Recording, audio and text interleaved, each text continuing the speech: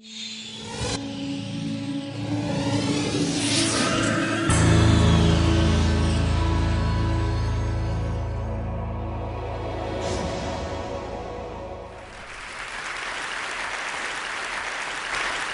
am a reformed marketer, and I now work in international development. In October, I spent some time in the Democratic Republic of Congo, which is the largest country in Africa. In fact, it's as large as Western Europe, but it only has 300 miles of paved roads. The DRC is a dangerous place. In the past 10 years, 5 million people have died due to a war in the East. But war isn't the only reason that life is difficult in the DRC. There are many health issues as well. In fact, the HIV prevalence rate is 1.3% among adults. This might not sound like a large number, but in a country with 76 million people, it means that there are 930,000 that are infected. And due to the poor infrastructure, only 25% of those are receiving the life-saving drugs that they need.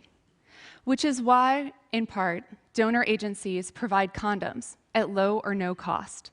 And so while I was in the DRC, I spent a lot of time talking to people about condoms, including Damien. Damien runs a hotel outside of Kinshasa. It's a hotel that's only open until midnight, so it's not a place that you stay, but it is a place where sex workers and their clients come. Now, Damien knows all about condoms, but he doesn't sell them. He said there's just not demand. It's not surprising, because only 3% of people in the DRC use condoms. Joseph and Christine, who run a pharmacy where they sell a number of these condoms, said despite the fact that donor agencies provide them at low or no cost, and they have marketing campaigns that go along with them, their customers don't buy the branded versions. They like the generics. And as a marketer, I found that curious.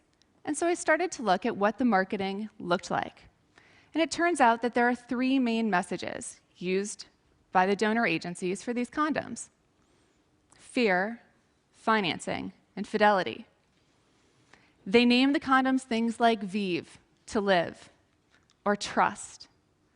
They package it with the red ribbon that reminds us of HIV, put it in boxes that remind you who paid for them, show pictures of your wife or husband and tell you to protect them or to act prudently.